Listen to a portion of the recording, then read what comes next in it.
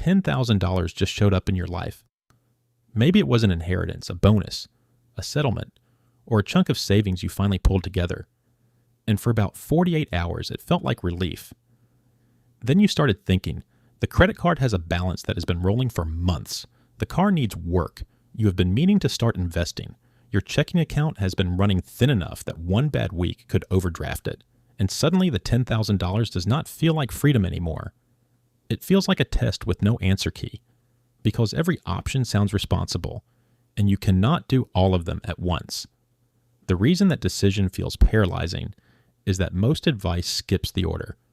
People hear save, invest, pay off debt, and treat those as interchangeable goals you pick based on personality. But they are not interchangeable. They have a sequence, and the sequence depends on what your cash flow actually looks like right now. If you have no liquid cushion, investing first can force you to borrow again the moment something breaks. If you race to pay off debt but leave zero in checking, you are one surprise away from putting the next emergency right back on the card. The order is not a preference. It is a filter that changes based on which layer of your financial floor is missing. I am Sam from Simply Money, and I have spent way too much time studying why people who receive a meaningful chunk of money still end up in the same financial position a year later, because nobody explained the decision sequence.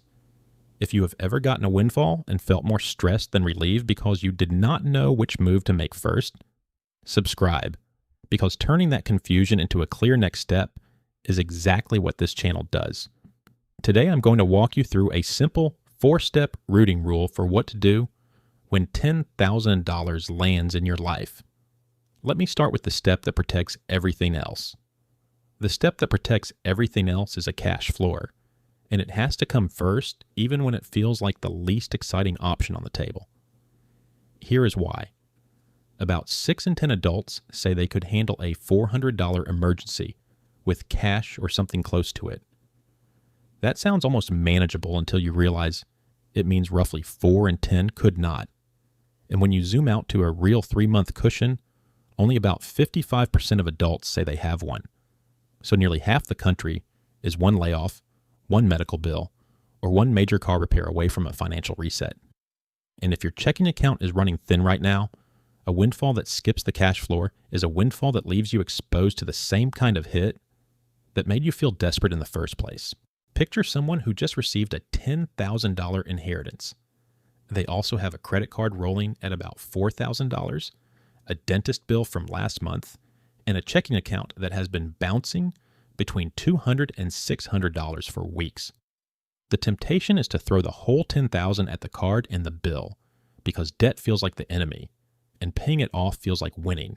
But if they do that and clear the card and the dentist, they are left with roughly $6,000 in the same thin checking account. The next time a surprise hits, and roughly 1 in 4 adults dealt with a major unexpected medical expense last year alone, they are right back to borrowing because there is no buffer between the emergency and the credit card. The windfall vanished and the cycle restarted. That is the mechanism. Call it the missing floor trap. When money arrives suddenly, people tend to direct it toward whichever financial pain feels the loudest, usually debt or a purchase they have been delaying. But if the cash floor is not set first, the next shock sends them right back into the same borrowing pattern the windfall was supposed to end. The sequence is not save or pay debt or invest, as if you get to pick your favorite. The sequence is floor first, then leak, then build, because each step only holds if the one beneath it is already in place. So here is what the first step actually looks like. Before you touch the debt or open a brokerage account, set aside enough liquid cash to cover 1 to 2 months of your actual fixed expenses, rent or mortgage, utilities, insurance, minimum debt payments, groceries, and transportation. For most people, that is somewhere between $2,000 and $4,000 depending on where they live and what their monthly obligations look like. Put it in a separate account you do not use for daily spending, ideally one earning a reasonable interest rate, and do not touch it unless a real emergency forces you to. That floor is not a luxury. It is the layer that prevents the next surprise from undoing everything you do with the rest of the money. Once the floor is in place, the next move is the expensive leak. And for a lot of people, that means credit card debt. Here's where the math changes interpretation. The average interest rate on credit card balances that are actually being charged interest was about 21.5% in early 2026. Meanwhile, the best savings accounts are earning roughly 5%.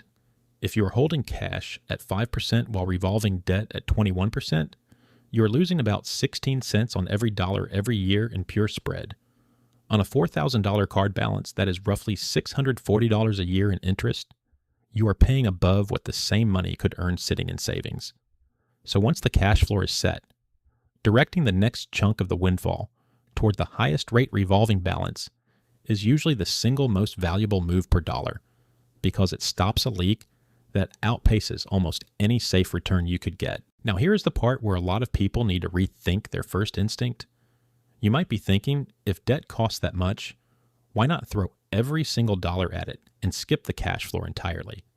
That sounds disciplined, and mathematically it looks faster, but it ignores what happens next. About 30% of adults say they could not cover 3 months of expenses by any means if they lost their main income source, and roughly 1 in 5 were financially affected by a natural disaster just in the past year. The shocks are not hypothetical, they are frequent, and they do not wait for your debt to be paid off. If you wipe out every dollar of cushion to kill the card balance and then your transmission fails next month, that repair goes right back on the card at the same 21%, and now you have a fresh balance with zero savings and zero progress to show for the windfall.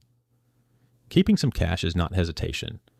In the right household, it is exactly how you avoid immediately recreating the same emergency with new debt.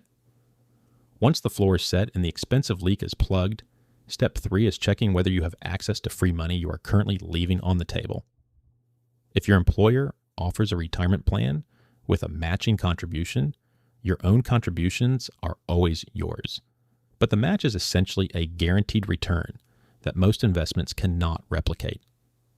The match usually has ownership rules that vary by employer, so it is worth a quick check on whether you are already contributing enough to capture the full match before you start investing windfall dollars into a regular taxable account.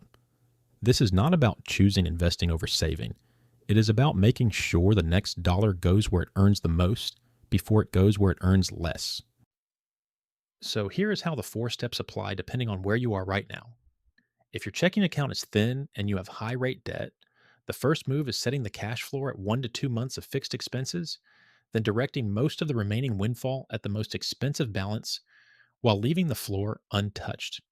If your cash cushion is already solid but you are carrying revolving debt, skip straight to the leak and attack the highest rate balance with as much of the windfall as possible because the floor is already doing its job. If you have a reasonable cushion and no high rate debt, check your retirement match first, then direct whatever remains toward longer-term saving or investing based on your timeline. If your situation is more tangled, maybe some debt, a partial cushion, and uncertainty about where you stand, sit with the money in a high-yield savings account for 2 weeks while you check the 3 layers: floor, leak, and match. A short pause with the money earning interest is almost always better than a fast decision you have to undo later, and 2 weeks of clarity cost you almost nothing compared to the price of routing the money to the wrong layer.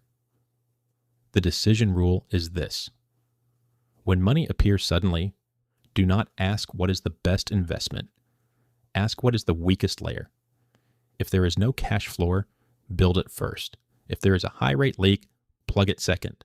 If both are covered, check whether you are capturing free match money before you send anything into a market. That order is not a personality preference.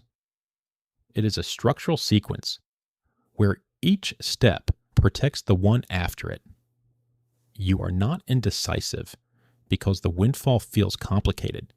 You are standing in front of a system with layers, and the only mistake that really costs you is skipping the foundation to chase the finish line. In the next video, I want to break down what actually happens inside a high-yield savings account versus a brokerage account when you park a lump sum, so you can see which container makes sense for money you might need back in 6 months versus money you will not touch for 10 years.